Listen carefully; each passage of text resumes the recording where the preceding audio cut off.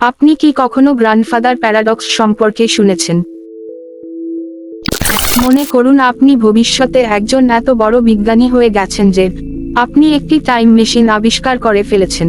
এরপরে আপনার ইচ্ছা জাগলো অতীতে গিয়ে আপনার দাদার শৈশব দেখার এবং সেই সময়ের মজা নেওয়ার। এরপর আপনি টাইম ট্রাভেল করে সেই জায়গায় যান যেখানে আপনার দাদার শৈশব কেটেছিল। আপনি টাইম মেশিনের সাহায্যে ঠিক সেই জায়গায় অবতরণ করেন যেখানে আপনার দাদা ছোটবেলায় ছিলেন।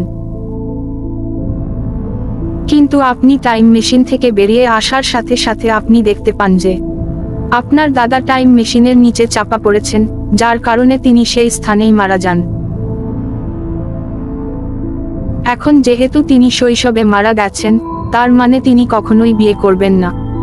যেহেতু তিনি কখনোই বিয়ে করবেন না, তাহলে তোমার পিতামাতার কোনো অস্তিত্ব থাকবে না, এবং তোমার পিতামাতা না থাকলে তোমার জন্ম হবে না। এর মানে এই যে আপনার অস্তিত্বই যদি এই পৃথিবীতে না থাকে, তাহলে আপনি কিভাবে টাইম ট্রাভেল করে অতীতে যাবেন? এই ঘটনাকেই বলা হয় গ্র্যান্ডফাদার প্যারাডক্স, এবং এই বিষয়টি বেশ বিভ্রান্তিকর। এজন্য বিভিন্ন বিজ্ঞানী বিভিন্ন থিওরি দিয়েছেন। যদি মেনে নেওয়া যায় যে মাল্টিভার্স আছে, তাহলে এটি লজিক্যালি সম্ভব না। আপনি এই মুহূর্তে আমাদের এই ভিডিও দেখছেন, কিন্তু অন্য কোনো মহাবিশ্বে আপনারই কার্বন কপি একই সময়ে অন্য কোনো কাজ করছে।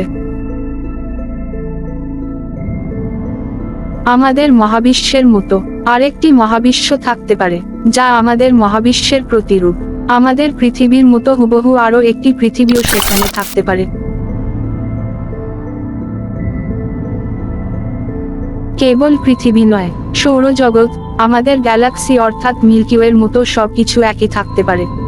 কেবল একটি মহাবিশ্বই নয়, আমাদের মতো হুবহু একই অনেক মহাবিশ্ব রয়েছে যা অসীম। এগুলোকে সমান্তরাল বা প্যারালাল মহাবিশ্ব বলা হয়।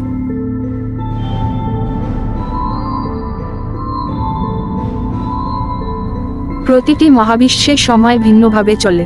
এই থিওরি অনুসারে আপনি যদি এই সময় পৃথিবীতে ক্রিকেট খেলছেন, তবে একই সময় আপনি অন্য কোনো পৃথিবীতে সাঁতার কাটতেছেন, আর অন্য কোনো মহাবিশ্বে অন্য কিছু করতেছেন।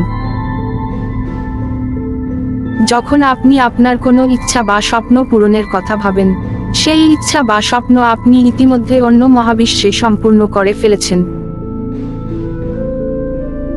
এই তত্ত্ব অনুসারে সেখানে একটি ভিন্ন টাইমলাইন চলতেছে।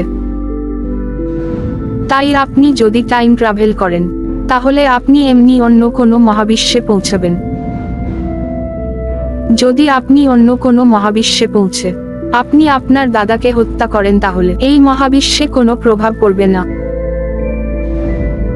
কারণ সেখানে আপনার অন্য কোনো মহাবিশ্বে উপস্থিত আপনার অন্য ভেরিয়েন্টের দাদা হবেন।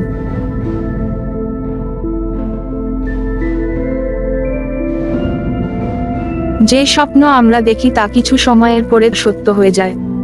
এজন্য আমাদের কখনো কখনো মনে হয় যে কিছু কিছু ঘটনা মনে হয় আমাদের সাথে এর আগে ঘটেছে। এজন্যই আমরা এটা মাঝে মাঝে স্বপ্নের মাঝেও বারবার দেখি বা অনুভব করি। যদি এই কারণে মাল্টিভার্স বা প্যারালাল ইউনিভার্স থেকেও থাকে, তাহলে গ্র্যান্ডফাদার প্যারাডক্স হতো না।